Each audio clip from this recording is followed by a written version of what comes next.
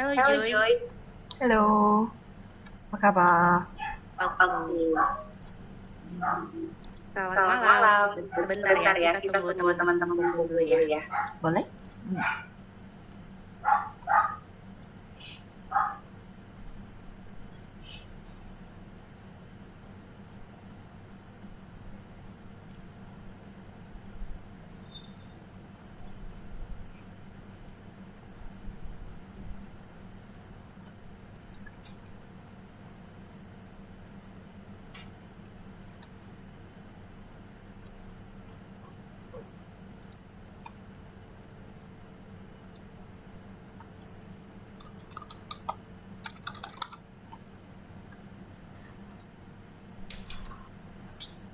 Wah, Wah, ini ini kenalan kenalan dulu dulu nih. nih. Ada Kak Kak Jamila, Jamila, ada ada Presiden Presiden Lawak, Lawak, terus terus ada ada Pres Pres Erkomi, Kang Kang Gunting, Gunting, Bapak Bapak Presiden, Presiden, halo. halo.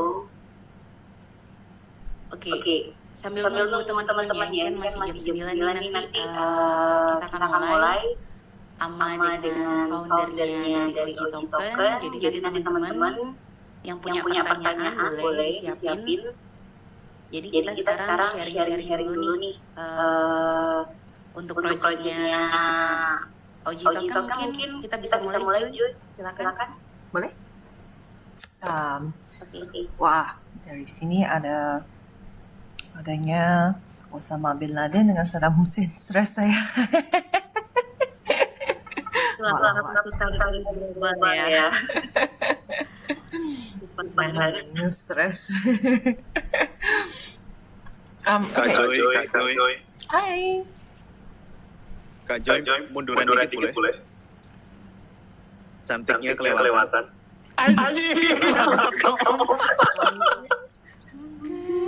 Mundur? Bisa? Nampak? Cantiknya kelewatan. Maksud? Jacob? Oh, terima kasih. Baru faham. Actionnya lain, jadi susah nak tangkap kadang-kadang. Kalau saya cakap faham ke tak? Faham. Okey. Paham tante, sering nonton Upin Ipin. Padahal saya yang tak tengok. Okey. Jadi saya founder dari OG Token. Ada banyak benda yang hari ini mau share berkaitan dengan projeknya. Tapi terutamanya bisnes OG lah. Harus bagi tahu apa yang kita mau buat. Saya selama 10 tahun ni, saya ada pengalaman dalam bidang syarikat dengan bidang IT, terutamanya dalam bisnes, business relationship gitu, business risk management, project management, sama benda bagai macam mana cakapnya. Fraud prevention kalau tahu, macam kalau ada orang mau dia mungkin buat fake credit card kah, fake credit report kah. Jadi kita akan kerja sama FBI kalau di US, the US market, kita kerja dengan FBI. Di situ, bukan selalulah, taklah selalu juga naik FBI. Kerja dengan dia orang, biar dapat tangkap orang yang buat fraud credit card kah, fraud application untuk identiti orang lain kah, benda macam gitulah.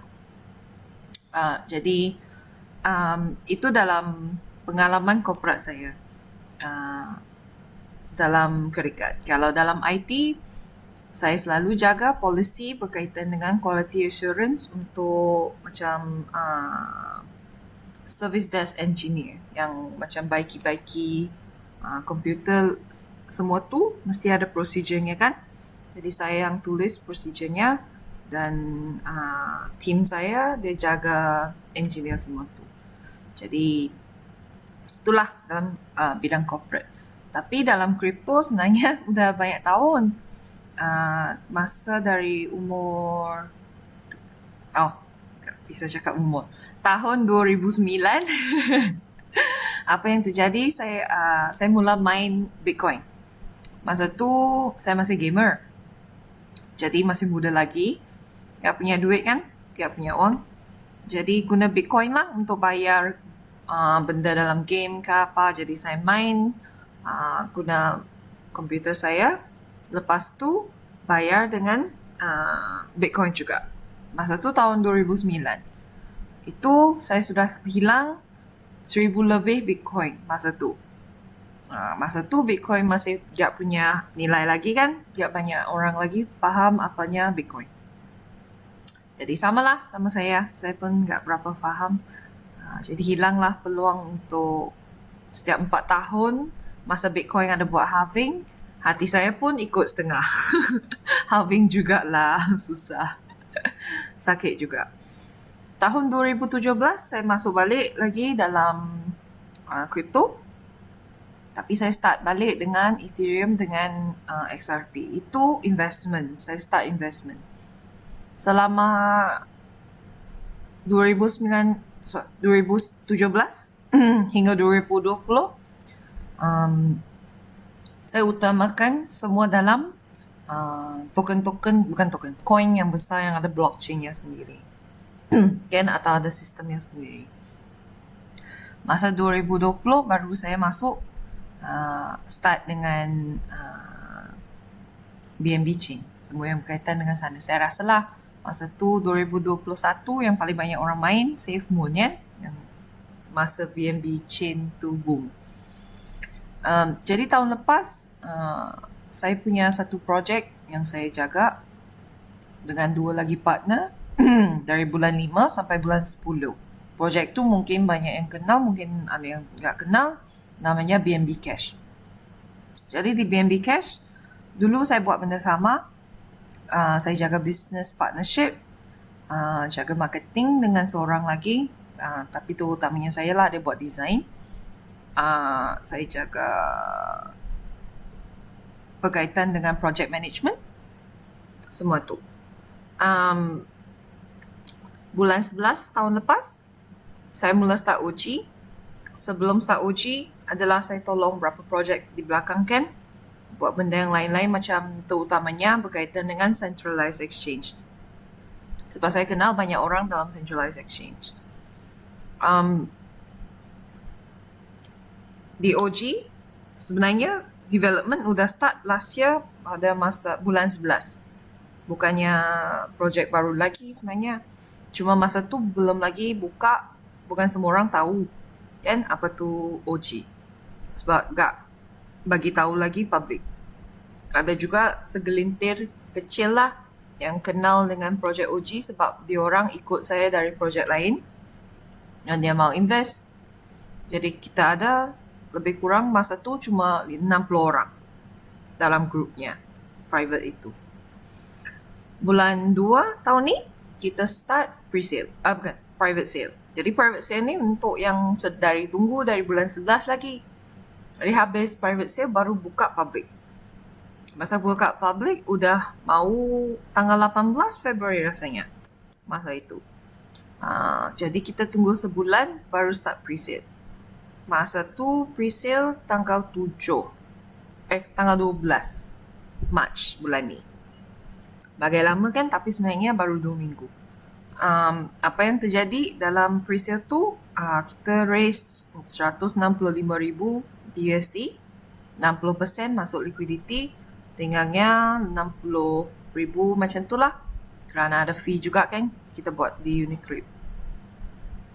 Amat tak not lucky lah, saya cakap kan. V1 contract, BUSD pair dia ada masalah. Jadi masa router tu buat, sebab kita nak buat LP kita dengan BUSD bukan dalam BNB biar harganya stabil. Jadi kalau kamu sekarang lihat dalam chart mana-mana, it's always BUSD/OG. Sebab kita punya pool duitnya semua dalam BUSD. Tapi tak bermaksud BNB semua tak bisa beli. Boleh juga, cuma untuk kontrol harganya lebih stabil. Tapi dalam V1 masa tu dia create lagi juga satu pair dalam BNB. Pun okey kalau ada pair dalam BNB asalkan kontrak tak masuk dalam BNB kan. Tapi kontrak tu somehow dia lock masuk BNB. Jadi ada 2 pool cuma BUSD Pool ada duit, BNB Pool tak ada duit. Jadi dia cuma connect sana. Banyak masalah. Kita harus stop trading dalam 12 jam. Lepas tu migrate masuk V2. Jadi masuk V2, relaunch tanggal 17. Baru seminggu lah katanya. Rasanya hype-nya sebenarnya rasa sudah macam banyak orang hype sudah turun kerana harus migrate. Jadi semua mau kejar, banyak yang mau kejar pre-sale aja. Bukannya betul-betul mau invest. Itulah sebenarnya apa yang terjadi kan. Tapi ini ialah timeline untuk OG. Apa yang OG buat kalau yang tak tahu, OG sebenarnya kita nak solve problem dalam crypto marketing. Selama dulu masa saya ada jaga projek dengan tolong projek lain, problem utamanya lah banyak scammer berkaitan dengan crypto marketing. Bukan aja dengan projek bukannya aja ada scam projek, ada rug pull ke apa. Scammer untuk marketing banyak banget. Jadi macam berapa semua projek owner yang saya tahu, yang saya kenal, pasti pernah kena scam. Biar sekali, biar 2 kali, biar 3 kali, pasti ada. Scamnya macam mana? Banyak jenis. Ambil duit, tak buat apa-apa. Ambil duit mungkin dalam community, dia kata mau buat call, mungkin mau buat EMA juga. Tapi sebenarnya community-nya bukan benar, bot. Mungkin Telegram account yang dibeli. Jadi banyak masalah, kan? Banyak uang yang kena harus digunakan, tapi banyak scam. Dari marketing juga, marketer sendiri banyak juga yang komplain, kata yang legit kan, dia orang betul-betul bukan tipu, community-nya betul, atau mungkin dia betul-betul designer, atau dia buat listing, bukan tipu lah katanya. Tapi susah, bagaimana mau bedakan yang benar dengan yang bukan benar, yang scam kan? Jadi dia orang pun susah. Masa mau approach project, mungkin dia mau kata, okay, saya ni benar, jadi saya buat dulu, biar saya bikin dulu, nanti baru bayar. Tapi project ni semua gak elok. Dia masuk, dia kata okay. Lepas tu, mungkin orang tu udah buat kerjanya, biara, design ke, marketing ke, apa-apa. Udah buat kan, lepas tu di block. Gak bayar. Jadi scamnya dua-dua pun ada scam. Kan? Susah juga. Amat susah kerana sekarang gak punya tempat untuk mungkin project owner atau marketer mau lihat, saya mau cari customer. Kan susah. Kalau marketer sekarang mau pergi tengok customer, mungkin dia pergi Coin Sniper, Coin Hunt, Coin Hunter, Coin Discovery, Coin Market Cap, Coin Gecko, nampak nama project, mungkin pergi cari Telegramnya atau Discordnya. Kemudian dia tanya, mau marketing ke tak? Tapi tak tahu kan orang tu benar ke tak. Jadi kita pun fikirlah, sebenarnya ini masalah lagi besar. Tapi kenapa sampai sekarang tak punya orang mau baiki? Kan? Jadi kita pikir-pikir, sebenarnya banyak cara untuk nak solve benda ni. Kita pun fikirlah, mari kita buat uji platform. Platform ni, terutamanya poin nombor 1, projek-projek owner boleh guna, sign up-nya free. Freelancer sama, sign up-nya free. Tak punya duit untuk sign up. Jadi kalau mau pergi sana, lihat-lihat dulu, masa platform mudah naik, bisa aja. Tapi senang untuk buat research kan, kalau untuk projek, untuk cari marketer ke apa. Jadi katakan dia mau servisnya. Takut pula kalau luar di Telegram ke mana-mana nanti kena scam. Jadi kalau dalam platform kita punya escrow. Escrow ni macam deposit. Kan? Jadi katakan sekarang saya mau bayar seorang designer untuk buat NFT untuk saya. Katakanlah. Ya. Lepas tu saya tak kenal dia. Katanya udah KYC di platform. tapi gak punya bisnes lagi, gak punya rating lagi, gak punya komen lagi dalam uji platform, katakan. Kita ada escrow, maksudnya sekarang saya takut macam mana kalau orang ni scam saya. Ya, buat kerjanya loh, kalau saya bayar, dia kata bye-bye juga. Sama kan? Sama aja dengan Telegram, apa beda? Tapi dengan escrow, maksudnya kalau katakan kerja itu $1,000, kan? Saya gak mau orang ni untuk dapatkan duit dulu, tapi dari pandangan marketer atau orang yang buat kerja tu, dia pun fikir, lah nanti saya buat kerja, lo gak bayar. Macam mana? Gak bisa juga kan? Jadi dalam escrow, saya sebagai seorang yang mau bayar, saya lock duit dalam escrow function tu. Duit tu masih punya dalam wallet, cuma gak bisa diguna. Jadi lock dengan kontrak. Okay?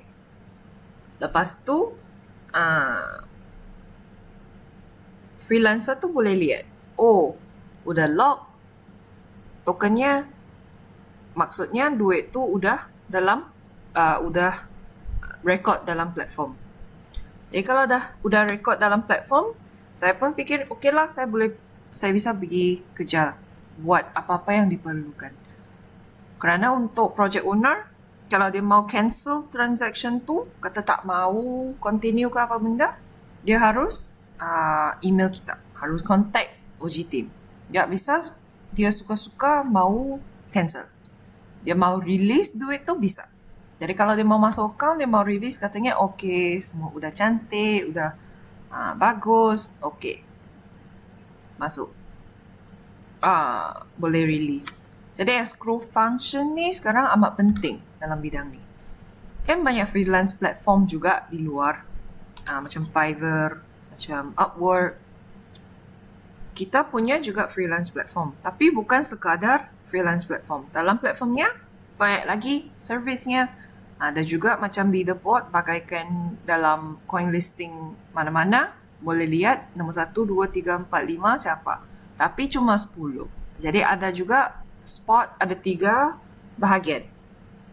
Bahagian pertama, promoted. Jadi kalau promoted, maksudnya dia harus bayar untuk appear dalam platform.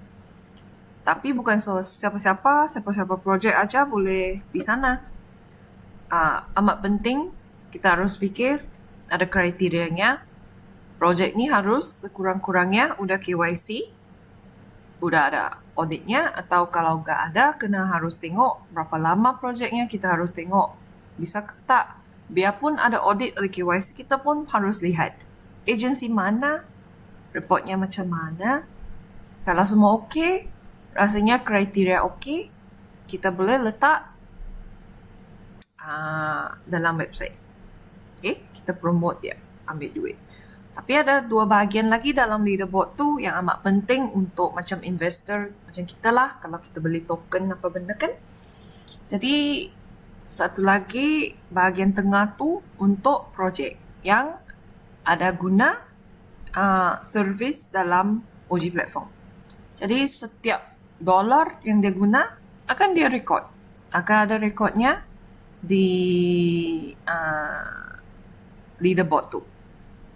Saya katakan sekarang saya guna 10,000 dalam marketing buat benda yang lain-lain lah. Mungkin ada upload service, mungkin ada listing, mungkin ada design, mungkin ada Twitter post, mungkin ada influencer di sana kan. Jadi saya guna semua dalam OG. Dapatlah lihat berapa yang saya guna dalam platform. Jadi sebagai seorang investor, kita kan selalu tanya, adakah dia orang buat marketing, adakah guna duit untuk marketing, tak punya kah? Kadang-kadang mungkin udah haus, udah guna semuanya, tak tahu kan. Tapi kalau kita ada letak di sana, semua orang boleh lihat, oh projek ni guna banyak duit untuk marketing, chartnya okey, atau mungkin timnya okey, nah saya mau join. Kan, ni bagus.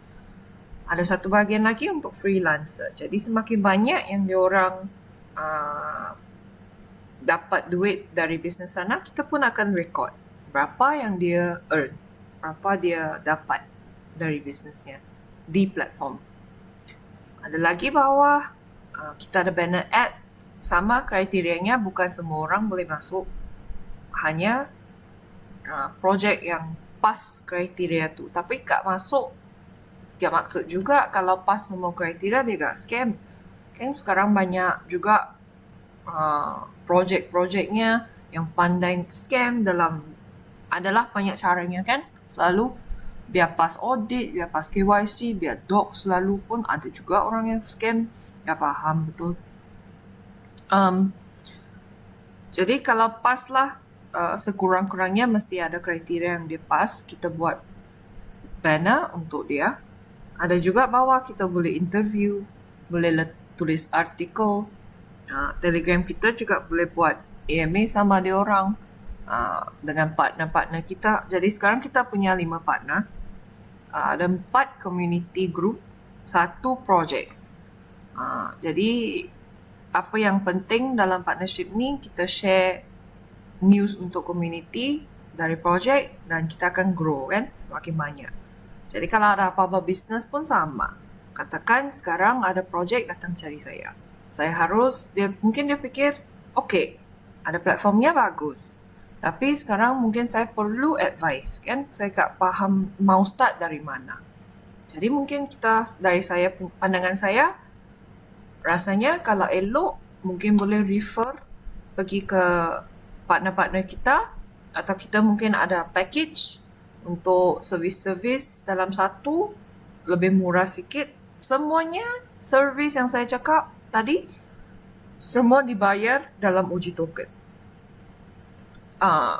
Jadi itulah sebab nilai uji token tu penting untuk orang yang guna dalam platform dengan orang yang receive. Terutamanya sekarang sebenarnya token punya harga masih rendah lagi. Holdernya pun tak banyak. Jadi kalau banyak bisnes mau guna, dia rasa lebih aman. Kerana kalau terlalu banyak holder count, lagi ada platform, kalau dia harus guna masih baru, dia takut harga tak stabil. Kalau harga tinggi, dia tak takut juga. Tapi kalau harga masih rendah, sekarang masa dia guna akan naik, asyik naik kan. Sebab kalau sekarang saya mau bayar seorang buat audit, saya letak dalam website buat audit untuk saya, audit tak murah, mungkin $5,000, $6,000, $4,000. Sekali orang tu beli OG token yang nilainya $4,000, sekarang udah masih kurang, harga masih kurang, naiklah harga. Jadi macam mana pun sebagai seorang freelancer, biarpun punya tax ke apa, harga masih lagi cantik untuk dia. Sebagai holder, kita ada 4% tambah 4% reflection. Jadi siapa yang rasa dia macam mau long term invest, masih kutip duit dari investmentnya, uji token ni punya nilai begitulah. Dalam tokenomic kita juga punya buyback, manual buyback wallet 2% tambah 2%, jadi 4%, reflection 448 nya. Jadi ini 4%. Manual buyback ni kita tak guna lagi. Kita nak guna masa marketing besar jalan. Jadi marketing besar belum jalan, CMC pun belum naik, CG belum naik. Mau tunggu platform naik, lepas tu mau push. Sebab kalau investor dalam CG, CMC, mereka penting utility yang betul, mesti ada live kan. Utility kita sekarang sebenarnya hari ini kita dah dapat version 1 untuk platform kita. Sekarang nak masuk testing dah. Jadi habis kalau testing internally rasanya okey, kita akan test sama community. Community kita ada test juga. Jadi banyak juga agenda yang kita ada. Sebab banyak-banyak service jugalah kepada token holder, kerana kita juga punya satu benda panggil OGs of the OGs Elite Club. Jadi OGs of the OGs Elite Club ni servis kepada token holder OG. Kalau dia punya sekurang-kurangnya 50,000 OG token, dia bisa masuk club ni. Jadi apa benefitnya masuk club ni kan? Macam pelik aja, aneh. Jadi masuk club ni, kita dari OG team, kita cari projek lain yang mungkin kita partner, tukar mungkin dengan dari launchpad lain, dapatkan whitelist untuk projek lain, kita bagi free untuk orang yang dalam club ni. Kan?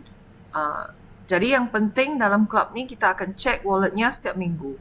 Kalau dia ngedump, maksudnya membership pun kita cancel. Gak punya whitelist, gak punya kalau ada apa-apa giveaway kah atau special, kita bagi dia. Jadi sekarang udah mula registration.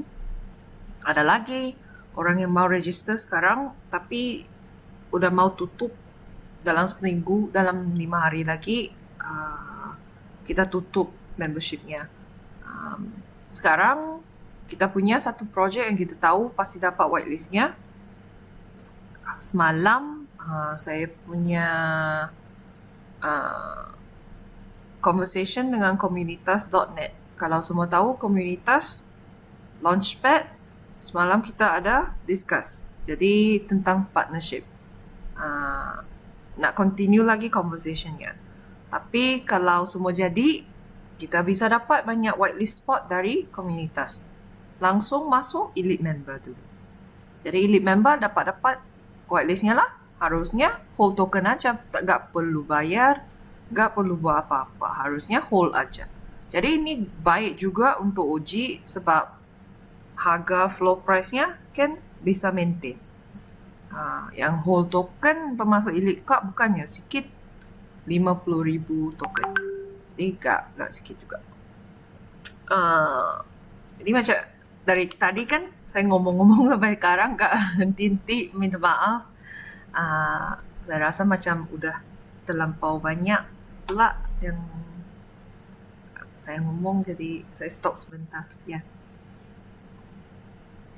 Oke, Kak Joy, makasih banget nih. Super banget ya ternyata platform dari OI itu berhubungan dengan marketing. Dan ini kebetulan memang di pasar global banyak banget founder-founder juga dari berbagai macam token. Kayaknya bakalan seru nih. Jadi buat teman-teman yang punya pertanyaan, boleh kita mulai ya untuk sesi tanya jawabnya. Kita mulai satu-satu, nanti tolong disebutkan namanya dan pertanyaannya. Silakan yang mau bertanya.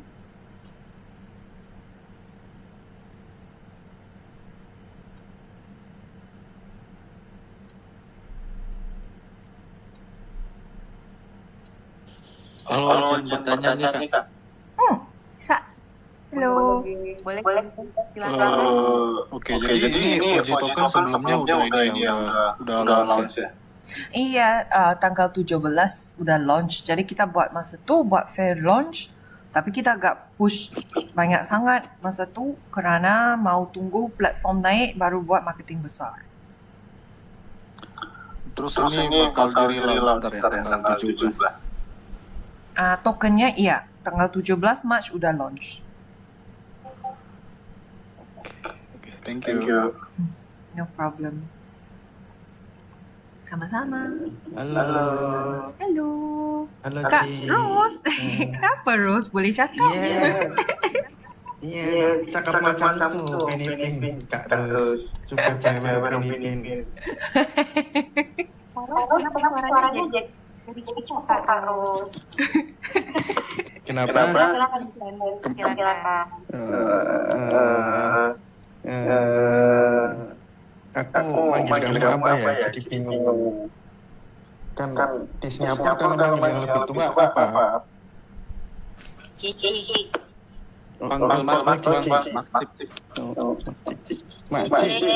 Makcik. Makcik tu aunty. Oh, tua kali makcik. Oh, aunty. Tua sangat kan sampai makcik. Oh, makcik. Opa. Ya udah, aku ambil tengah-tengahnya aja. Aku panggil kamu mau ya. Panggil nama aja lah. Panggil Joey aja. Saya okey. Oh no, sis. Aku pengen panggil kamu mau aja. Kalau dalam bahasa Jawa itu Budi. Dalam bahasa Indonesia Budi. Putih. Tante. Iya, update. Tante gitu. Maksud? Atau Grab. Enggak paham. Bagi artinya. Langsung tanya aja bang. Apa numpang press. Bang Pardon pasrah. Takut Aku nanti. mau tanya itu. Aku kan tadi nggak ngikutin dari awal, jadi aku mau tanya ini aja sih. Apa namanya? Apa itu? Platformnya gitu. Keunggulan platformnya apa aja? Bila launch kah apa platformnya buat apa? Sorry, saya nggak berapa paham. Platform buat itu. Platform buat. Buat? Buat apa? Aku juga bingung. Mungkin sebab saya punya line nggak berapa clear, nggak berapa dengar. Sebenarnya nak dengar sikit-sikit aja. Sedikit-sedikit, tapi aku maunya banyak. Nggak sedikit-sedikit. Mau dengar semuanya tapi rasanya cut. Nggak dengar semua. Yang maksudnya rasa apa ya? Rasa tensi stop mas. Ada siapa-siapa bisa translate nggak? Saya nggak berapa paham. Sorry.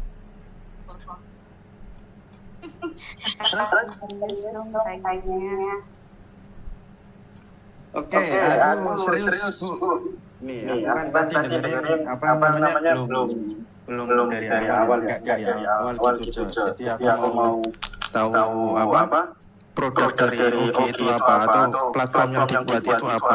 Tadi kan nyebut platform itu. Iya, oke. Jadi Boleh dalam dijelasin dulu gitu. Iya. Jadi platform itu macam bagaikan, mungkin senang sikit kalau saya bagi lihat kok. Sekejap ya. Nggak punya demo lagi. Saya share screen. Mungkin gitu lebih senang kot. Sekejap ya.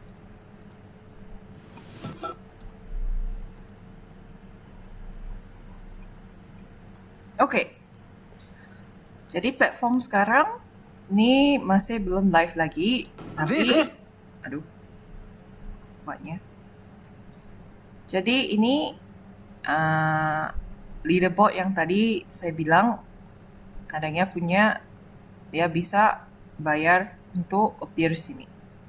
Sekarang masih informasi ni masih bukan benar lagi lah. Ini masih sebab belum live lagi kan. Jadi bisa guna uji token untuk bayar slot-slot ni. Untuk promote. Untuk sini employer ni untuk lihat kalau dia katakan sekarang dia mau hire seorang untuk buat marketing untuk dia boleh cari freelancer di sini. Kalau dia ada bayar dalam platform, kita akan rekod berapa dia. A crypto project owner should not have to stress about feedback juga dari sini. Jadi lepas ni punya juga untuk freelancer sama berapa yang dia dapat dari kerja-kerja di dalam platform. Jadi kalau katakan sekarang saya project owner, saya boleh cari apa servisnya ada, masih belum bisa klik lagi lah sebab belum live kan. Mau cari kerja ada apa, mungkin ada cari siapa boleh buat YouTube video ke animation, mungkin design, mungkin mau buat AMA, lain-lain lah kan. Jadi ada berbagai servis dari sini, dia boleh pilih. Mau cari influencer, siapa-siapa aja bisa register. Alamak, salah. this must stop. Tak boleh stop. A crypto project owner should not have to stress about scam while outsourcing for services. Kalau dia mau cari marketing agency, dia mau cari orang untuk upvote, dia punya Coin Sniper, Coin Hunt, mungkin CMC, CG-nya, dia bayar orang untuk buat upvote. Mungkin dia mau buat call group dalam Telegram, ada apa-apa. Sekejap ya, website ni banyak bising.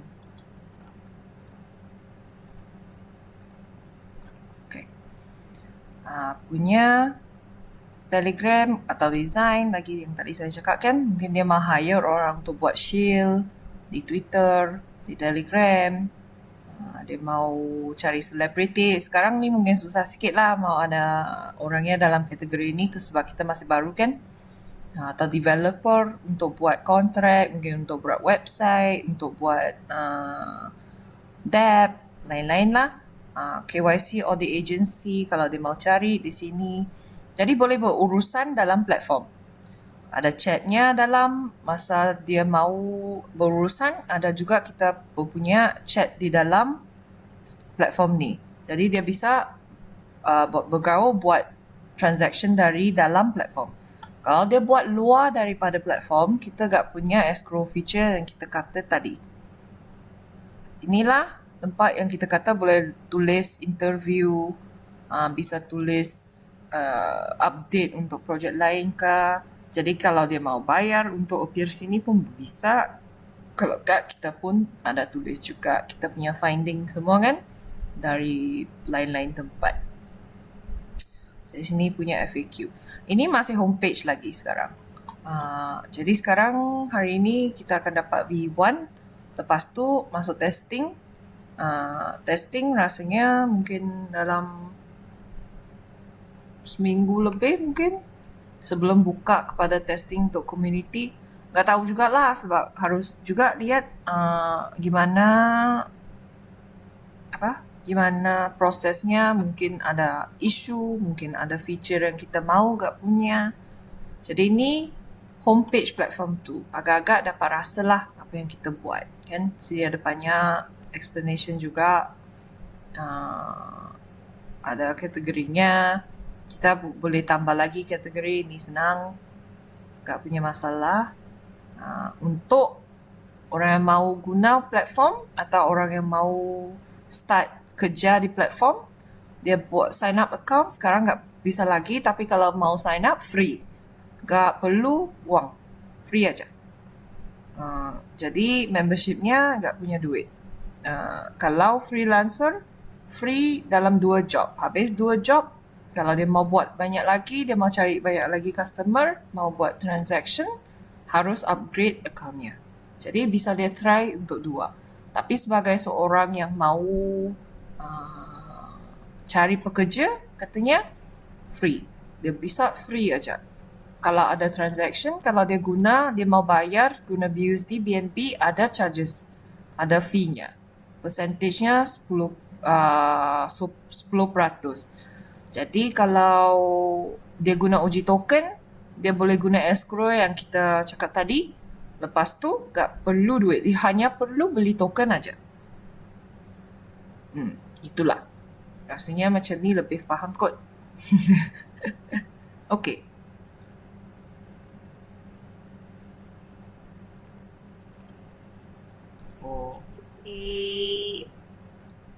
Boleh yang mau bertanya, aku juga penasaran banget nih. Boleh saja aku tanya ini. Tak punya tanya. Kan kebetulan juga banyak bantu project untuk marketingnya nih.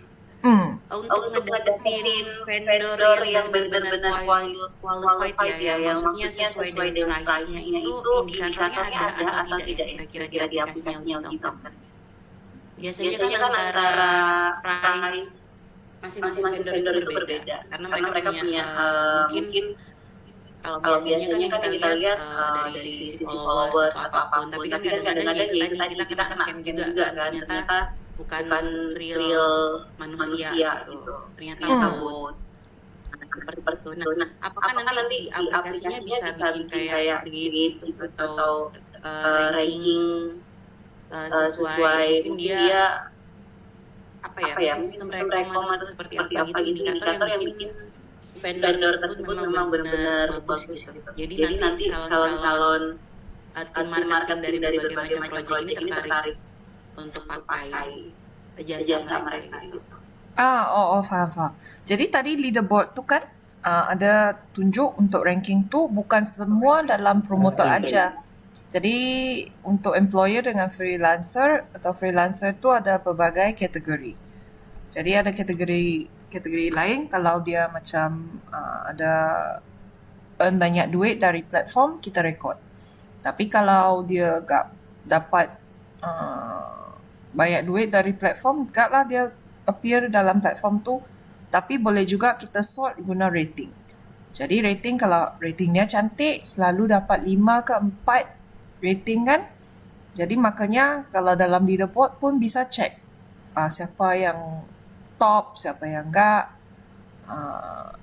Sama jugalah dengan projek, siapa yang guna banyak duit, uang. Siapa yang guna banyak uang, siapa yang guna lebih kurang sikit. Gitu. Jadi ada rankingnya juga. Ada juga kalau dia mau promote dirinya dalam platform, ada juga lagi satu sebab masa klik dalam platform nanti kan ada satu page, dia bagaikan macam marketplace. Ada 2 jenis. Jadi sebagai seorang marketer, mungkin saya boleh letak servis yang saya ada. Mungkin kalau mau saya buat shilling, saya kata mungkin $100 sehari. Katakanlah, saya letaklah sana $100 sehari. Kalau saya tak mau, saya tunggulah. Mungkin ada employer dia tulis, sekarang saya perlu untuk buat marketing di Twitter atau di TikTok katanya. Untuk projek saya, dia post. Kan dia nge-post. Jadi sebagai seorang marketer, dia boleh juga reply kepada post itu. Jadi bukan aja orang tunggu orang untuk cari dia juga boleh pergi cari project owner. Dua-dua bisa. Oke. Seru banget. Oke. Nice. Cek, aku boleh tanya lagi nggak? Boleh? Boleh dong kalau silakan. Oke, Mbak. Ismi. Keren banget namanya. Aku manggilnya Modern Cece aja lah. Modern Cece. Berarti ini platformnya itu seperti jasa ya kalau utang itu. Jadi nanti oke itu menjadi pihak ketiga sepertinya seperti itu. Benar nggak? Soalnya aku juga masih bingung. Maksudnya Atau oke seperti jual jasa gitu. Iya. Bingung sih, beda bahasa ya. Jual service itu. Oke. Jadi katakan Kak Rose ada punya marketing team sendiri kah? Mungkin bisa buat design kah, buat shilling, ada terima apa-apa salary namanya apa dalam bahasa Indonesia ya, saya tak tahu. Namanya ini apa? Kumpulan duit. Kumpulan duit. Oke. Jadi kalau mau dapat kumpulan duitnya, bisa masuk platform, lihatlah. Mungkin ada projek yang bisa bayar ke untuk servis yang kamu mau buat. Jadi siapa-siapa aja bisa masuk, tapi yang kita push maunya dia orang buat KYC gitulah. Jadi KYC ini dengan third party link yang kita ada, sekarang kita sudah pilih dengan BlockPass. Jadi mau try dulu untuk tu, sebab KYC dokumen ID gitu kan, sebab kita syarikat yang udah dibina di Singapura. Jadi kita harus ikut peraturan juga. Gak bisa kita simpan ID orang sebab kita bukan exchange, kita platform buat bisnes aja. Jadi KYC itu harus melalui third party yang buat KYC aja. Jadi kita pilih BlockPass untuk buat KYC gitulah. Menarik sekali. Aku mau tanya lagi. Modern Cece. Berarti kalau ke platformnya oke, ada fee-nya pasti ya? Apa buat saya gratis nih? Oh, fee. Iya, kalau katakan mau try, memang buka account free. Gak punya fee, gak perlu bayar apa-apa. Jadi kalau accept, kamu mau kumpul duitnya BUSD kah BNB, punya fee 10%. Tapi kalau guna OG token, Kalau guna account yang free, 5% aja fee-nya. Kalau mau upgrade account, sekarang kita masa launch kita akan turunkan harga lah. Ada business account, ada premium account. Business account 3%, premium account 1%. Jadi sebagai seorang project, kalau dia guna uji token untuk bayar kamu, dia punya fee. Cuma masa kamu accept 1%, 3% atau 5%. Tapi kalau kamu accept BUSD, BNB, project itu harus bayar 10%. Lepas tu dari commission kamu juga kita tolak 10%. Kenapa? Kerana kita mau push uji token sebagai utility terbesar dalam platform. Jadi kalau macam ni lah, baru harga token tu akan naik kan kalau kita push utility-nya selalu. Itulah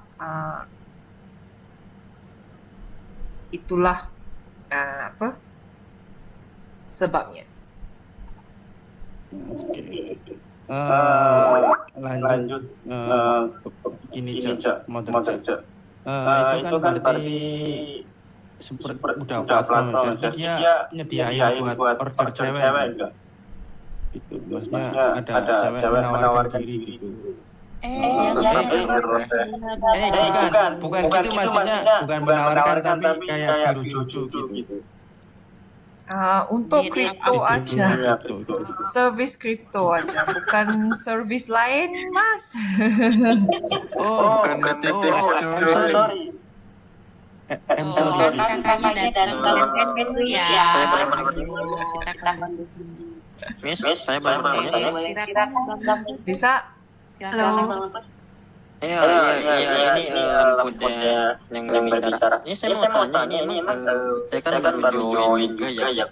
Ini memang proyeknya berbentuk apa, Miss? Seperti checks atau marketplace atau ada proyek lain itu seperti ya proyek charity atau proyek apa ini, Miss? Dia ada gabungan few things lah. Jadi yang pertama kita terutamanya freelance platformnya untuk orang macam yang offer crypto service dengan project owner untuk guna. Itu yang terutama. Dia ada juga unsur-unsur macam marketplace. Sebab kita ada macam buat dua jenis yang dia bisa guna sebagai seorang. Bukan launchpad. Untuk macam crypto marketing service atau untuk service untuk buat project gitulah. Katakan sekarang kamu project owner kan, mau cari tempat untuk buat crypto marketing atau untuk mau cari orang untuk buat poster gitu. Ya, jadi platformnya untuk cari macam tu. Kalau pernah dengar Fiverr atau Upwork gitu, konsepnya sama. Tapi kita platform tu bukan cuman ada itu aja, ada lagi banyak benda. Jadi proyeknya itu buat ini misalnya seperti kita tuh mau membangun proyek tapi kita nggak punya tim, jadi kita mau cari kayak gitu. Bukan tim aja, ni berbentuk dalam task yang spesifik. Tapi selalunya banyak fokusnya dalam crypto marketing, kebanyakan. Jadi marketplace para jasa marketing, jadi langsung dipertemukan dengan pencari atau orang-orang yang membutuhkan jasa marketernya itu. Hello. I want to ask you orang desa. Oh no. I cannot speak more. Okay, so I want to have a question now. Mau gimana nih? Melayu bahasa Inggris atau apa? Mana-mana aja bisa, kalau saya paham lah. Oh iya, aku juga sedikit lah bisa saya. Oke. Banyak Om. Oh jangan. So this is like freelancer, right? Yes. Okay, so bahasa Indonesia jadi ini lebih sangat macam seperti freelancer yang menawarkan untuk orang-orang milik with some project marketing services. Ya. Jadi itu aja yang tadi offer ya. Like misalnya kerjasama dengan Telegram channel, Telegram buzzer, and then Twitter, and TikTok, influencer seperti itu ya, relate sama kriptonya saja ya. Ada banyak juga kategorinya, bukan aja untuk crypto marketing, ada juga untuk desain, ada juga dengan marketing agency. Kita ada kategori untuk audit dengan KYC juga, mau undang lah audit dengan KYC agency untuk datang. Adalah banyak-banyak jenis juga. Nanti untuk filtering database-nya apakah is by region atau mungkin negara atau kayak gimana? Karena kan ini akan jadi konsep yang menarik, karena kan memang pada dasarnya untuk tenaga, terutama tenaga orang yang mengerti kripto, baik using having experience with smart contract, become community manager, become like community leader, itu kan sebenarnya jadi menarik ya kalau bisa masuk ke OJ token.io ini ya. Cuma memang hal-hal yang sebenarnya nggak berhubungan sama kripto, especially they have having the service like for especially like a design or like making a 3D designer for having for design on the web. Semua ada. Cuma ada. Website designer, biar website ada, designer untuk app ada. Jadi designer juga ada untuk UI UX kan, untuk platform kah? Maksudnya website, mungkin untuk app. Ada juga designer untuk NFT. Jadi kategori ini senang kita nak masukkan. Cuma sekarang masa kita start, kita ada kategori designer, ada kategori marketing agency, ada kategori Sheila, kategori upvote, kategori KYC audit, kategori influencer, kategori celebrity, kategori Telegram. Ada bagai-bagai lah. So I have another question now. Aku mau tanya juga. Jadi misalnya kayak gini, I have interest to using the OJ token for the example. And then saya mau coba juga untuk ngambil misalnya untuk having design web on there. Aku punya misalnya punya rencana untuk bikin project lagi misalnya. Nah, ketika saya memilih untuk mengisi orang yang saya kerjakan ini, bagaimana prosesnya? Apakah nanti ketika saya pilih, saya bisa chatting atau discussion dengan orangnya? Bisa. Jadi kita ada chatting mechanism di dalam platform juga. Jadi bagaikan macam messenger gitulah, bisa gaul live. Next, itu penting bagi kita kerana kalau katakan ada apa-apa dispute, kita harus lihat juga dari admin. Kan kita ada punya escrow function. Escrow function tu maksudnya you boleh deposit duit tu dulu, bukan deposit dalam wallet lain kah, kontrak lain. Jadi deposit dalam masa website tu you lock trigger escrow, maksudnya dalam walletmu dia akan lock duit tu, uang tu gak bisa guna, tapi freelancer bisa lihat udah lock, jadi saya bisa juga pergi buat kerja. Yang kenapa gak mau transfer dulu, nanti macam mana kalau dia scam kan, dia ambil duit, dia gak buat, dia lari. Banyak juga case macam ni kan. Jadi prosesnya gitu. Kalau guna OJ token punya benefitnya bisa buat gitu. Mau cancel transaction ke apa, harus hubungi dengan OJ token team, OJ team lah gitu. Tapi dalam platform senang, kita ada dua jenis. Jadi ada juga tempat yang macam marketplace. Katakan sekarang saya NFT designer kan, mungkin saya tulis kalau saya buat satu collection 5,000 katakanlah, 5,000 itu post saya. Atau saya sebagai seorang yang mau cari freelancer, saya juga boleh buat post. Sekarang saya harus ada seorang NFT designer, mau dia buat mungkin koleksi yang ada 2,000 jenis NFT. Ini budget saya. Okay? Jadi apa yang sebagai seorang freelancer juga bisa pergi lihat, ada post baru. Biar saya hubungi dalam platform yang postnya tu. Jadi saya hubungi, lihatlah kalau project owner tu mau gaul dengan saya ke enggak atas proposal saya. Kalau dia happy dengan proposal saya, kita boleh continue dalam chat juga. Kalau freelancer punya premium account, dia bisa sih straight chat sama orang yang mau hire. Gak perlu pas proses-proses gitu. Jadi ada bagai jenis lah. Kalau macam mana mau cari freelancer atau macam mana freelancer mau dapatkan kerja. Oke, sekarang aku udah dapat sih Dev a good idea for the business ahead. You have the business model to protect the client and the customer, the client and customer position. Aku juga sekarang mau tanya juga berkaitan do you have a technique for the acquisition customer and acquisition client for this one? Karena kan sekarang banyak sekali ya mekanisme like freelancer, that's the popular web gitu loh, atau beberapa application web yang menawarkan jasa-jasa. Oke, saya bisa bikin website untuk blockchain token gitu, blockchain token services. Saya bisa smart contract, saya bisa menjadi saya pengalaman sebagai marketing token gitu. Nah, itu bagaimana the strategy of your plan to having acquisition user and client? Yeah, so to hire people atau untuk cari orang sekarang, sebenarnya untuk cari freelancer agak susah. Tu real situation kerana banyak sangat platform kan, dan ada juga banyak user di platform lain. Jadi kalau ada platform baru, terutamanya sekarang nggak punya platform lagi yang cuma hanya guna kripto.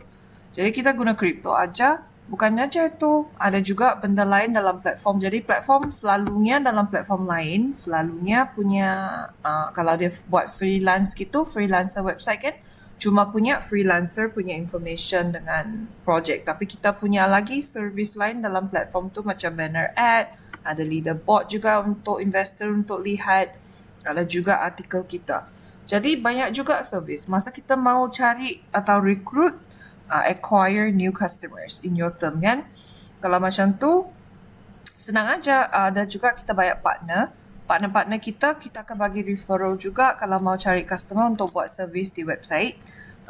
Kita juga punya macam part-time agent yang kita bayar lah. Katakan dia dapat orang untuk sign up, untuk hire project, kita bagilah sikit referral fee untuk dia. Sama juga dengan partner I dengan ada satu lagi founder, saya bukan seorang aja, ada dua. Dia sekarang enggak ada di sini tapi namanya Jawad. Kita dua juga boleh pergi cari customer-nya. Sebenarnya senang sekarang dapat juga dari kontak-kontak. Dari freelancer aja sekarang sudah ada 200 lebih. Sedang tunggu. Project pun punya lebih 10. Tapi sampai dia guna kita tak tahu kan. Tapi proses ni tak akan hentilah, kita akan teruskan. Oke, di sini ada bagi hasil nggak dengan pihak antara uji token yang terutama dari sisi freelancer sendiri ketika the project is already clear for that, ada composition ini nggak bagi hasilnya nggak? Atau fee-nya hanya based on token? Fee-nya ada juga, kalau sebagai seorang freelancer ada fee-nya. Jadi kalau dia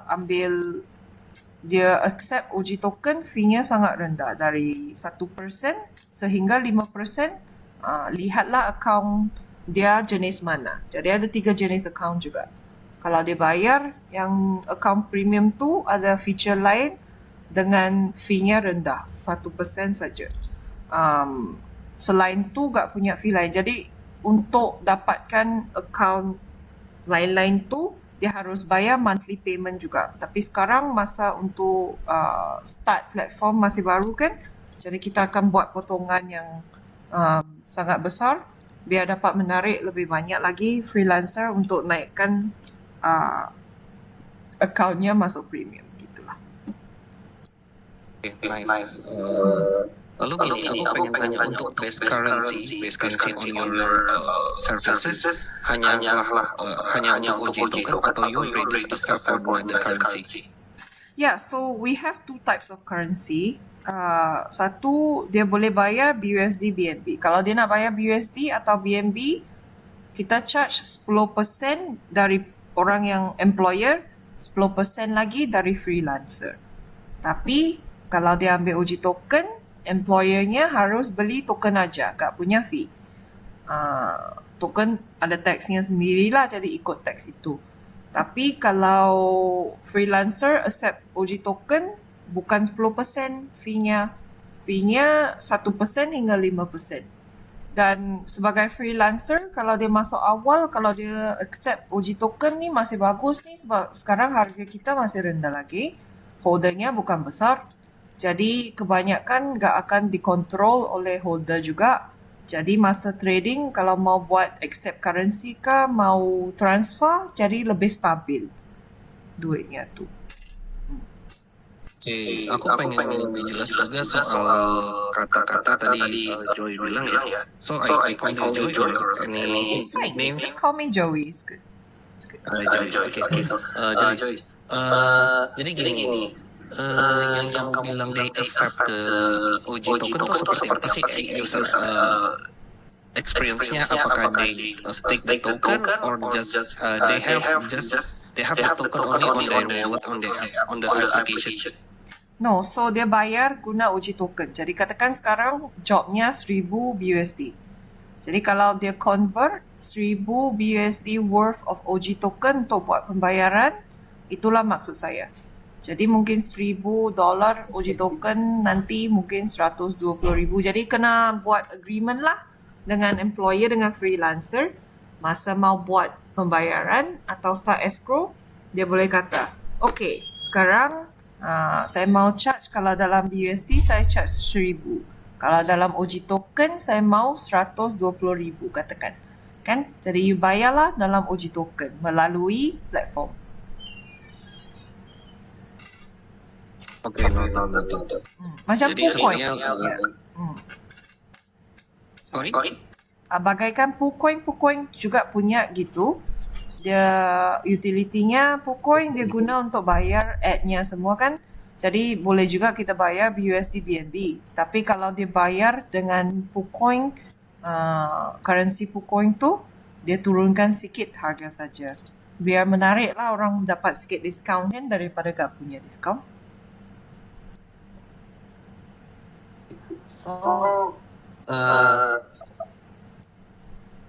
So jadi gini. Jadi untuk revenue stream on your project, it's just only for the transaction fee ya. Transaction fee sebagai freelancer, commission lah gitu. Kita akan potong commission atau monthly fee kalau dia guna account macam business ke premium. Kalau dia guna standard, gak punya fee lah. As in gak punya monthly fee, tapi punya commission fee juga.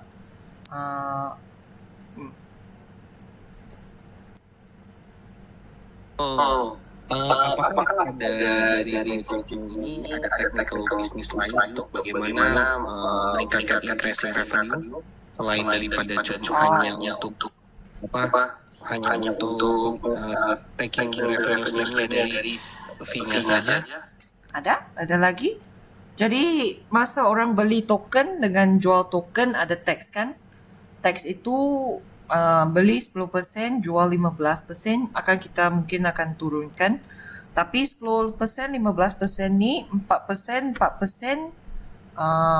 reflection. Jadi 8% reflection balik kepada holder. 2% campur 2%, 4% digunakan untuk buyback, untuk support chart harganya. Semua buyback yang kita buat dengan duit, dengan wang dalam wallet tu, token yang didapatkan kita burn. Jadi akan semakin berkurangan lah. Jadi daripada taxes itu ada juga duit yang masuk development, ada juga duit untuk bayar salary untuk semua orang, ada juga percentage untuk marketing. Tapi marketing tu dengan reflection paling besar lah gitu. Selain daripada itu, kita juga ada service lain dalam platform kan. Ada kata ada promoted spot, ada banner ad, ada lagi kita punya tempat yang boleh letak artikel. Semua tu ada charges juga. Kita guna OG token untuk accept. Kalau AMA group kita juga dengan partner ke apa, kita boleh buat package. Package itu juga kita guna OG token untuk bayar. Jadi sebenarnya banyak juga utility token tu boleh guna untuk banyak benda.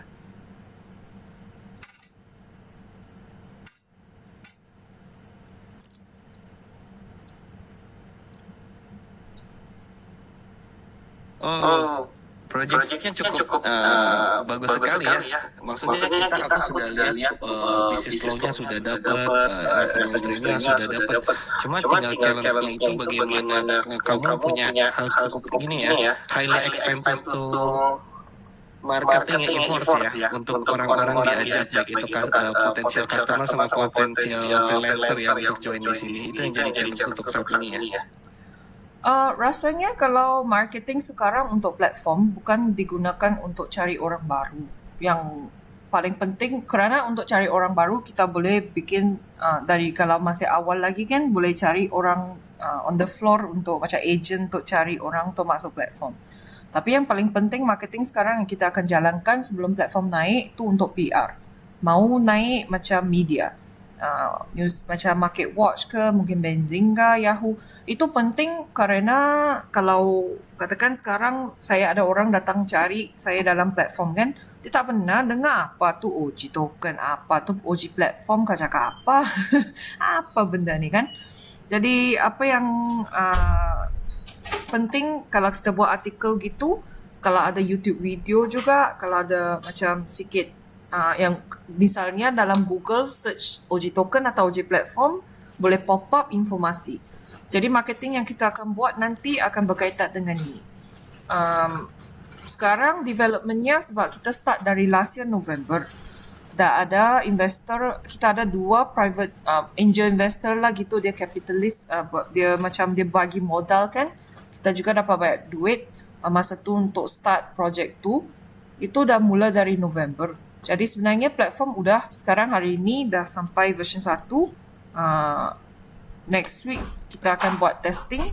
Lepas tu community test. Jadi tak perlu lagi untuk guna duit untuk maintain platform. Cuma mungkin untuk bayar benda yang macam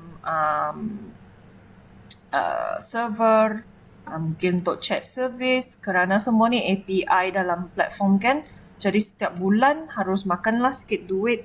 Tapi sekarang kalau untuk langsungkan projek ni, biarpun kalau kosong, gak punya bisnes langsung atau gak punya orang mau beli token langsung, katakan gak punya langsung lah, kalau gak punya bisnes langsung tu tak mungkin dalam 6 bulan. Pun boleh jalan 6 bulan sehingga 12 bulan gak punya masalah. Jadi sebenarnya untuk sustaining business tu, platform tu sebab udah siap, kita seharusnya letak effort aja lah untuk cari customer, untuk biar platform jalan marketing lain. Jadi marketing kita yang akan buat tu lain nanti kerana mau biar orang akan guna website tu kan. Jadi banyak marketing promotion gitu yang akan buat dalam platform juga. Macam tu lah.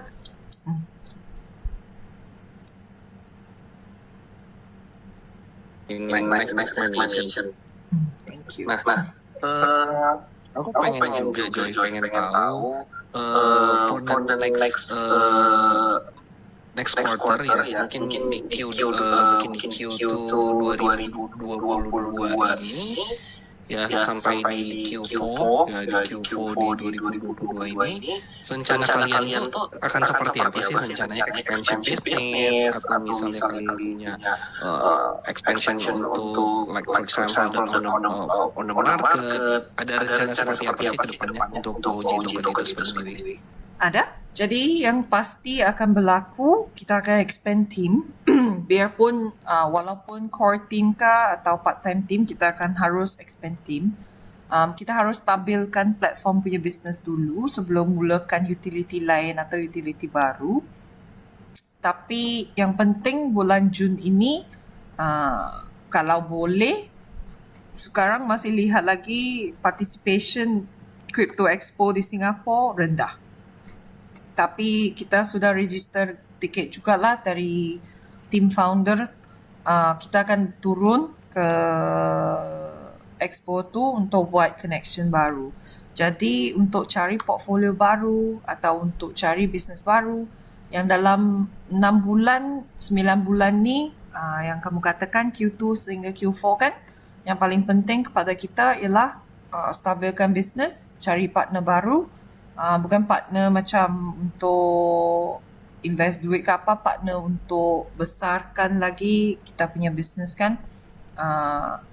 sekarang juga sebenarnya dari sekarang walaupun kita masuk testing phase, tapi sebenarnya setiap hari berpunya call banyak dengan projek lain, mungkin dengan community lain, nak cek siapa-siapa kalau dia mau naik kepada platform atau dia mau jadi partner, mungkin ada benda yang kita boleh buat bersama, marketing yang lain-lain.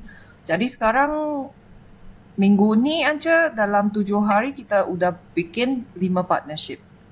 Minggu depan kalau semua okey, mungkin sekurang-kurangnya 3 atau 4 lagi. Kalau okey. Gitu. Kalau boleh tahu strategi partnership-nya seperti apa sih? Maksudnya yang relate with your business especially. Strategi maksudnya macam mana recruit partnership ke apa kebaikan yang dia akan dapat? Mana?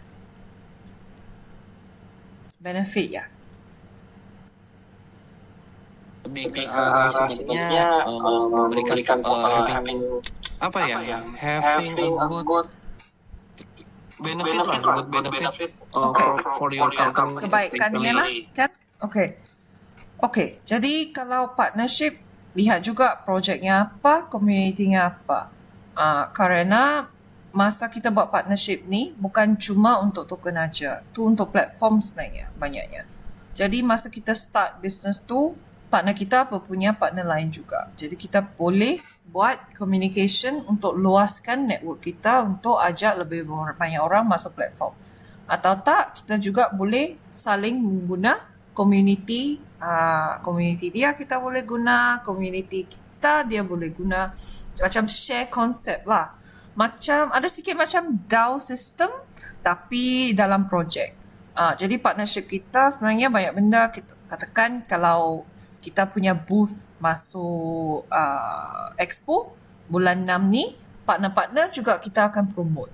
Katakanlah partner kita juga sekarang, katakan ada satu projek yang semalam kita buat AMA dalam grup kita, yang udah partner kita introduce dia dalam grup kita tu, MetaHost, dia punya buat PR artikel, dia juga masukkan informasi OG token. Kita juga punya satu partner yang akan datang, dia juga buat email blast ke email notification gitu, dia juga masukkan OG token. Jadi kita akan buatlah benda sama untuk partnernya juga. Kalau kita ada apa-apa marketing initiative, kita juga akan tambahkan dia masuk dalam artikel ke, mungkin dalam call kita ke apa. Kerana projek kalau seorang atau pengaruhnya masih rendah, memang susah mau survive. Banyak juga projek yang memang legit kan, walaupun gak scam, gak pull, mungkin slowly projek tu mati kerana mungkin projek team tu udah banyak sangat guna duit, kemudian udah gak punya lagi cara atau pertolongan. Tapi kalau ada partnership ni, selama kita jalan, ada juga orang dukung. Kita juga dukung dia orang. Jadi kita grow lah bersama ya. Itu. Jadi partnership tu pentingnya untuk gitu lah.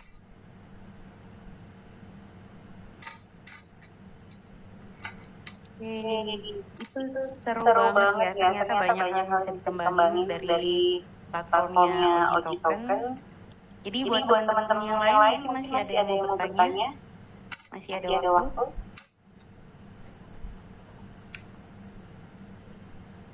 Kayaknya aku mau nanya lagi deh. Jadi untuk fitur freelance bisa ada indikator tiap negara nggak? Kadang kan kita kalau mau expand marketing, let's say kayak global marketing gitu kan kadang kita nggak ngerti nih. Mungkin kayak influencer di Malaysia kita harus yang mana yang memang sesuai dengan yang kita butuhkan itu. Jadi kita nggak jadi kayak exhibition gitu. Jadi benar-benar dari sisi budget marketingnya bisa efektif gitu. Oh, iya. Yang satu lagi saya agak ada cakap. Jadi masa kamu kata ini kan teringat saya. Iya, kalau dia macam kata dia masuk platform kan, mungkin dia tengok, oh banyak sangat. Banyak sangat kategori. Bajet saya pun macam gini. Saya tak tahu mula dari mana atau bila kan. Ada juga soalan gitu kan. Jadi confused kan. Jadi ada di bawah ada message-nya, dia boleh contact kita punya email. kita boleh hubungi dia untuk macam bincang bagi nasihat gitu. Jadi nasihat kah atau perbincangan itu kita tak charge. Tapi kalau kata dia mahu pertolongan untuk cari program ke apa, kita boleh tolong. Masa dia dapat cari tu kita tak ambil fee juga. Kita buat consultancy free aja. Ada satu lagi benda yang kita buat yang kita tak katakan. Sebenarnya kita akan keluarkan satu benda panggilnya project grant. Project grant ni dia macam subsidi gitu untuk project. Kita akan untuk projek yang kita rasa layak, dia masuk kriteria dia, semua dia lalui kriterianya bagus, dia ada guna uji token di platform, kita boleh select, dia boleh apply, jadi kita select mungkin dalam 5 ke 10 projek, kita buat voting. Jadi voting tu biar community dia vote siapa yang harus dapat budget yang kita akan bagi. Tapi selain daripada duit yang kita akan bagi, kita akan juga tolong mereka dalam macam free marketing gitu, macam banner ad gitu, leaderboard, semua yang dalam website kan kita akan post tu free. Dalam social media kita semua itu juga kita buatkan. Mungkin kita akan perkenalkan projek ini kepada partner-partner kita juga. Kalau ada partnernya mungkin yang buat marketing juga, kita boleh kata okay, sekarang kita showkan ke sini, kamu boleh dapatkan nasihat daripada mereka. Semua ni memang free. Jadi faham juga kalau ada orang tak berapa faham, tapi nasihat yang kita bagi ni bukannya kamu mesti follow, ini mesti beli ke apa. Cuma rasa mungkin pada masa itu kita lihat apa yang okey gitu. Tapi kalau dia habis dapat nasihat dia tak mau juga kan okey, tak punya masalah.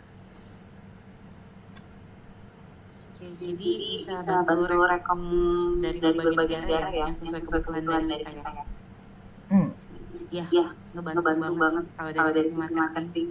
Aku appreciate banget nih sama project ini. Benar-benar marketing resource banget. Heavy kan? Iya, semua problem itu dialami banget sama si marketing memang. Jadi kalau ada by system yang ngebantu itu benar-benar ini sih bisa efisien dari sisi waktu dan budget juga gitu, dan kita bisa post-postin sesuai dengan kebutuhan. Jadi ya itulah untuk Oji Token. Harap kalau ada siapa-siapa di sini mau ya. Sorry. Kamu ini di mana? Di Malaysia? Iya, di Malaysia. Okay. I will chat you because I have applied for to go to Malaysia as soon as possible now. Oh, okay. That's nice. That's very nice. I'm half Singaporean actually. So that's why I decided to open the company in Singapore dan Malaysia. Emang pasport saya Malaysia, tapi ayah saya orang Singapura. Jadi saya lebih suka Singapura sebenarnya sebab rule-nya, peraturannya lebih ketat kan. Di Malaysia, peraturannya suka-suka U-turn, suka-suka tukar. Kalau kita mau bina syarikat di sini, nanti ada apa-apa nanti susah. Tapi di Singapura kalau cakap A, cakap B, kan senang. Bukan di Indonesia juga. Untuk izin perusahaan itu berarti pakai izin perusahaan Singapura ya? Processing mana? No, for the licensing for the entity company. So basic entity company mau di Malaysia or Singapore? Singapura. Jadi registrationnya di Singapura. Kalau kamu tengok website ada registration namanya, you boleh ambil nombor itu. Habis check dengan government website Singapura, dia akan pop up information juga. Nama company kita Organic Growth, OG, Organic Growth Private Limited. Kamu berarti pakai private limited ya? Ya. Itu perlu MIS license nggak sih? Untuk entity company on crypto di Malaysia? Di Malaysia sekarang kripto susah mau dapat apa-apa, melainkan kalau kamu exchange. Kalau exchange harus ada license. Tapi kalau Malaysia kalau mau buka syarikat berbentuk kripto, nggak boleh macam accept payment dengan kripto. Tu belum legal lagi. ICO kalau Labuan ada tapi sorry? Entity kamu di Singapura berarti kan sudah ada Akra ya? Ada? Dalam Sudah included with Akra. Yes. We register with Akra. Kita guna agensi untuk tolong kita register di Akra. So, you boleh ambil UEN nombor tu, you check di Akra, dia akan keluar lah. Aku coba mau make sure aja. Aku having company kok di Singapura juga soalnya. Jadi standar layer verification-nya udah sampai mana juga seperti itu.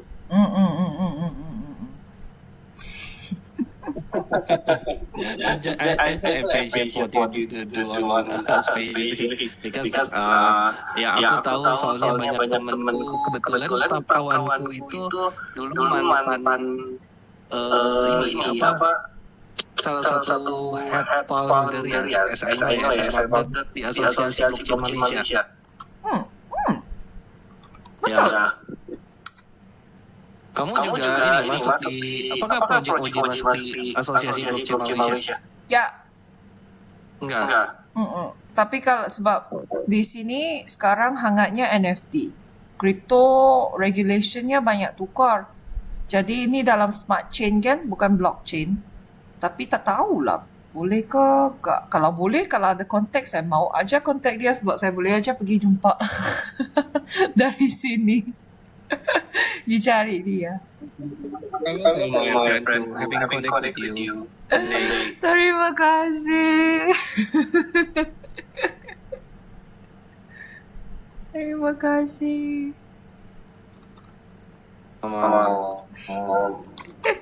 Dan aku ingin tahu sebenarnya untuk database daripada OJ token ini kebanyakan hanya untuk di Malaysia saja ya, in your database for the freelancer. Apakah ada di tempat lain? Global. So, sekarang freelancer yang kita dapat ni dari banyak negara juga sebab kita punya partner-partner kita kan untuk tolong kita collect freelancer. Jadi dalam list 200 tu mana-mana pun ada. Banyak negara juga. Tapi tak punya Malaysia rasanya agak lihat ada Malaysia. Malah kebanyakan bisa informasi nggak kebanyakan database-mu freelancer-nya dari apa sih? If you just list on the top in the top 3 lah. Sekarang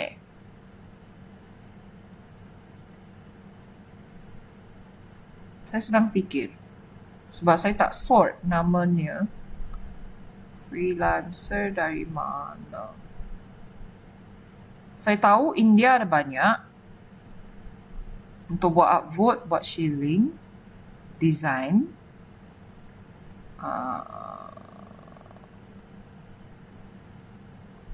Yang paling banyak saya lihat Indonesia. Ada aja small little places mungkin kat a few from Romania. Yang saya tahu. Aku pun terkejut nama ada tiba-tiba ada Romania.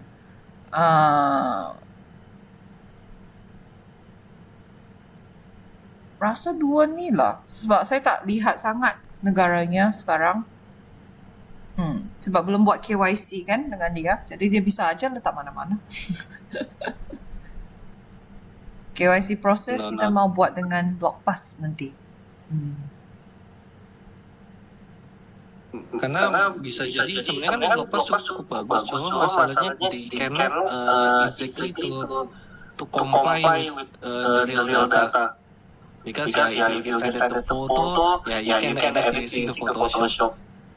They cannot to revalidation to direct like for example if you having someone from Indonesia, you cannot to validate exactly for the number registration. Yeah, but the thing is, with BlockPass, they need live data for you to scan. So if they have like fake document or anything, we don't know.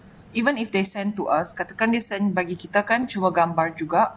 Kalau kita juga gak punya resources untuk pergi, macam katakan dulu saya kerja dalam fraud prevention, kita ada sistem yang only financial institution bisa bayar. Yang Kalau pakai English kan kasihan tuh si Osama. Ngerti dia. Cannot speak English. Saya juga lupa. Saya kan orang desa, lupa. Sorry. Orang desa. Ditranslate kalau Bapak Presiden mah. Pak Presiden nanti jawab aku ya, nanti kita translate bareng-bareng ya. Ya, jadi katakan untuk KYC tadi kan,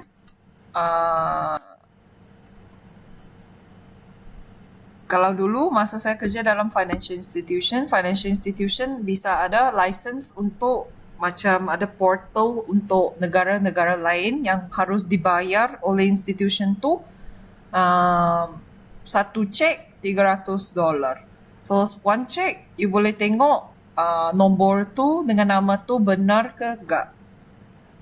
Tapi kalau kamu bukan financial institution yang register ada license, yang ada ISO yang tertentu, enggak boleh masuk sistem itu.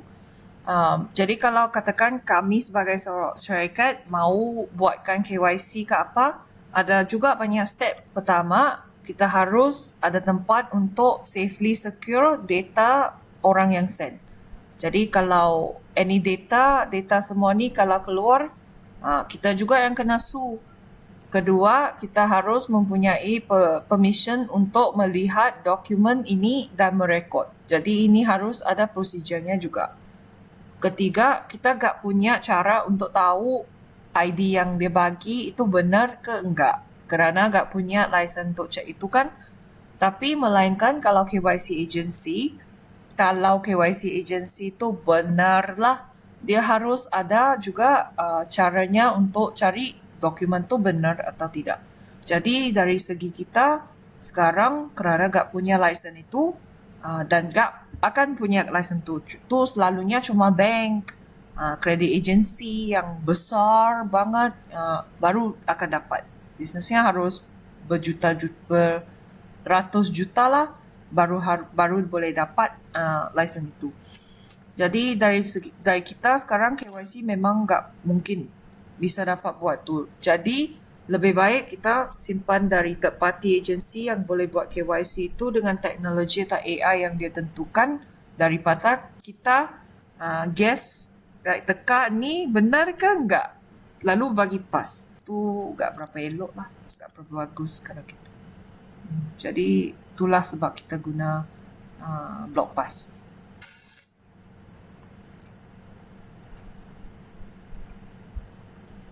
Oke, menarik banget ya. Ini teman-teman masih ada yang mau bertanya? Boleh nggak kakak? Boleh, silakan. Saya mau tanya. Ini Joy. Aku pengen tahu nih, untuk dari sisi kamu kan memang untuk di verification layer pakai block pass ya. Pas kan lumayan mahal. Mahal? Pricey. I think block pass ada juga yang free package yang at least that's what they told me lah. So kalau dia charge I a certain amount for that, because they say we can use certain amount to free. But kalau dia nak charge lebih lepas tu, I have to reconsider. Dia tak bagi I package tu lagi. Sedang tunggu. Kalau tak, mungkin boleh guna Verif. Kalau mahal sangat, then that's when kita kena draft dokumen dengan lawyer saya. Saya ada seorang lawyer untuk dapatkan permission yang kita boleh simpan data tu. Jadi harus fikir mana mau simpan. Lepas tu, verify gitulah untuk simpan aja. Tak boleh tahulah dia benar ke ID tak benar ke benar. Gitu.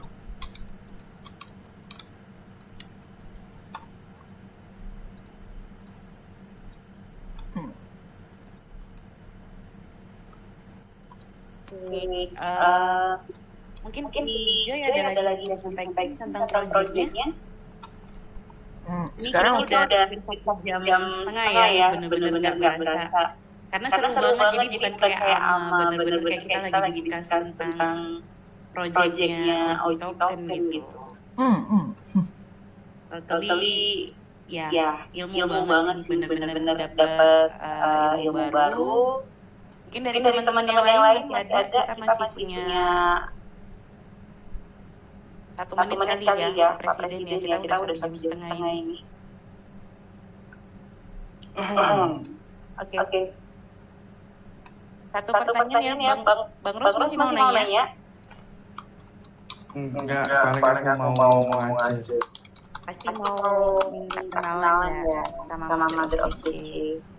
Enggak, aku mau aja. Udah dijelasin semua kan? Silakan Bang, silakan. Ini terakhir ya, jadi sebelum kita tutup boleh statement dan mau tanya apa tentang tokenomicsnya udah dijelasin semua kan tadi? Udah.